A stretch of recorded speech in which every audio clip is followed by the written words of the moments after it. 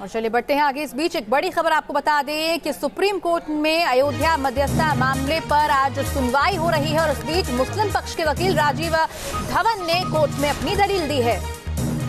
मुस्लिम पक्ष के वकील राजीव धवन ने कोर्ट में अपनी दलील दी और कहा है कि मध्यस्थता प्रक्रिया की आलोचना का वक्त नहीं है। तो अभी बताते सुनवाई लगातार जारी है। धवन ने याचिका को खारिज करने की भी मांग की है। आपको बता दें कि एक याचिका दाखिल की गई थी जिसमें सुप्रीम कोर्ट से जल्द सुनवाई की मांग की गई थी, अनुरोध किया गया था और कहा गया था कि मध्यस्थता प्रक्रिया जो है वो ठीक तरीके से आगे नहीं बढ़ रही है, इसे जल्द से जल्द आगे बढ़ना चाहिए। लेकिन इस बीच सुनवाई के दौरान अपनी दलील मुस्लिम पक्ष के वकील ने दी है।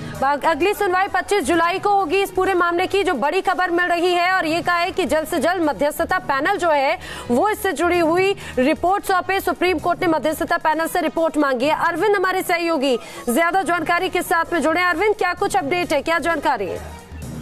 देखिए, सुप्रीम कोर्ट में गोपाल सिंह विशारद की तरफ से जो पक्षकार थे उनकी तरफ से कहा गया कि मध्यस्थता प्रक्रिया में कोई खास प्रगति नहीं हुई है, कोर्ट इस मामले की सुनवाई के लिए जल्द तारीख तय करे।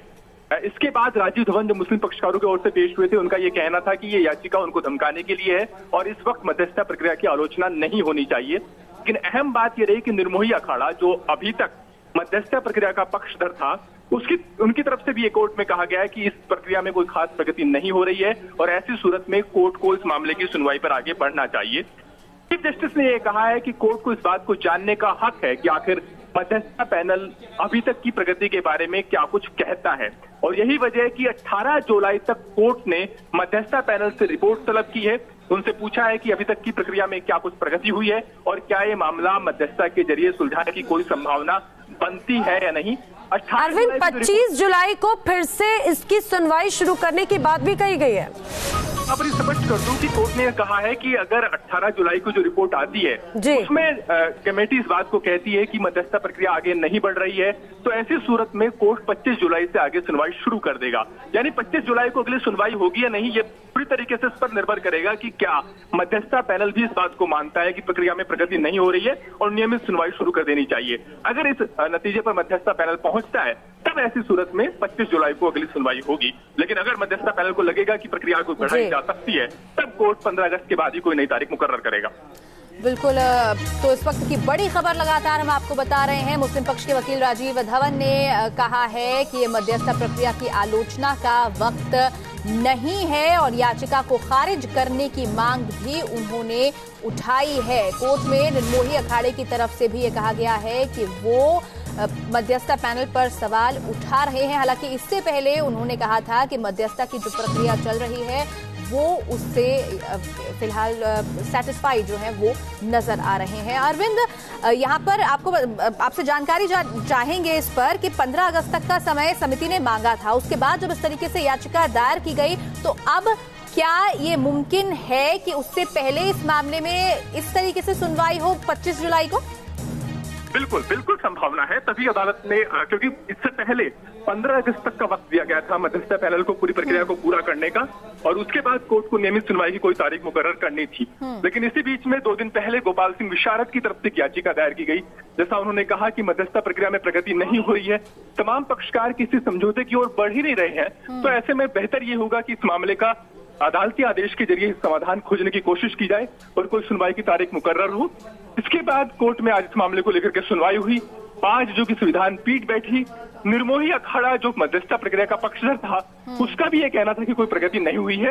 अब पूरे तरीके से जो दामोदर है वो मध्यस्थता पैनल की रिपोर्ट पर रहेगा, जिनको 18 जुलाई तक रिपोर्ट देनी है। उसकी रिपोर्ट के आधार पर कोर्ट आगे इस मामले में सुनवाई की जो रूपरेखा है वो तय करेगा। बिल्कुल अरविंद, जिस तरह से ये जो पूरी मध्यस्थता पैनल की अगर बात है, ये कहा जाए कि बातचीत से समाधान की संभावना तलाशने के लिए मध्यस्थता कमेटी बनाई गई थी, ये पैनल बनाया गया था। लेकिन जब अब ये तस्वीर ही स्पष्ट होती नजर नहीं आ रही, तो अब आगे की प्रक्रिया किस तरह से हम इसको समझें? क्योंकि अब पैनल से रिपोर्ट तो मांगी गई, लेकिन फिर भी अभी भी तस्वीर क्या कुछ बनती हुई नजर आती है? देखिए, जो कुछ कोर्ट में कहा गया है उसके पक्षकारों के मुताबिक पिछले 5 महीने में 3 बार मीटिंग हुई है, लेकिन मीटिंग का कोई नतीजा नहीं निकल पाया है। पक्षकार राजी नहीं है किसी मसौदे को लेकर के। तो ऐसी सूरत में अब तमाम पक्षकार इस बात को कह रहे हैं सिवाय मुस्लिम पक्षकारों की, क्योंकि राजीव धवन का विरोध था, उनका यह कहना था कि मध्यस्थता प्रक्रिया को आगे बढ़ाया जाना चाहिए। तो तमाम जो हिंदू पक्षकार हैं वो इस बात को लेकर के अब एक मत है कि मध्यस्थता के जरिए मामले का समाधान नहीं हो सकता और कोर्ट इस मामले की जो नियमित सुनवाई है वो शुरू कर दे। एक अहम बात यह भी है कि जो नियमित सुनवाई है उसमें दस्तावेजों के अनुवाद को लेकर के मामला अटका हुआ है। कोर्ट ने 8 हफ्ते का वक्त दिया था मुस्लिम पक्षकारों को कि वो ये बात को, वो यूपी सरकार की ओर से जो दस्तावेजों का अनुवाद हुआ है उसको देखकर ये तय कर सके कि ये दस्तावेजों का अनुवाद सही हुआ है नहीं हुआ। तो अगर नियमित सुनवाई शुरू होगी और मध्यस्थता पैनल इस बात पर, इस नतीजे पर पहुंचता है कि प्रक्रिया से कोई समाधान नहीं निकल रहा है, तो फिर दस्तावेजों के अनुवाद को लेकर यूपी सरकार के जो दस्तावेजों का अनुवाद हुआ है उसको लेकर जो मुस्लिम पक्षकारों की रिपोर्ट है उसके आधार पर कोर्ट आगे सुनवाई शुरू करेगा और वो ये तय करेगा कि आगे कितनी जल्दी इस मामले की सुनवाई हो सकती है। बिल्कुल, मध्यस्थता पैनल बनाया तो जरूर गया, लेकिन कोई भी पक्ष इससे संतुष्ट नजर नहीं आ रहा है। खासतौर पर निर्मोही अखाड़े ने इसे लेकर अपनी आपत्ति जताई है और सुप्रीम कोर्ट में दलील रखी है। वहीं मुस्लिम पक्षकारों का साफ तौर पर कहना है कि मध्यस्थता जो है वो सही रास्ता है। हालांकि कितना सही है ये अहम सवाल इसीलिए भी है नैना, क्योंकि कोई भी रास्ता निकलता हुआ नजर नहीं आ रहा है और सुनवाई आगे बढ़ी जा रही है। बिल्कुल कहा जा सकता है अब जब रिपोर्ट मांगी गई तो उसमें क्या कुछ होगा ये स्पष्ट हो जाएगा। अरविंद, तमाम जानकारी के लिए आपका शुक्रिया। यहाँ पर रुक रहे कुछ ही पलों के लिए, जल्द हाजिर होंगे कुछ और खास खबरों के साथ।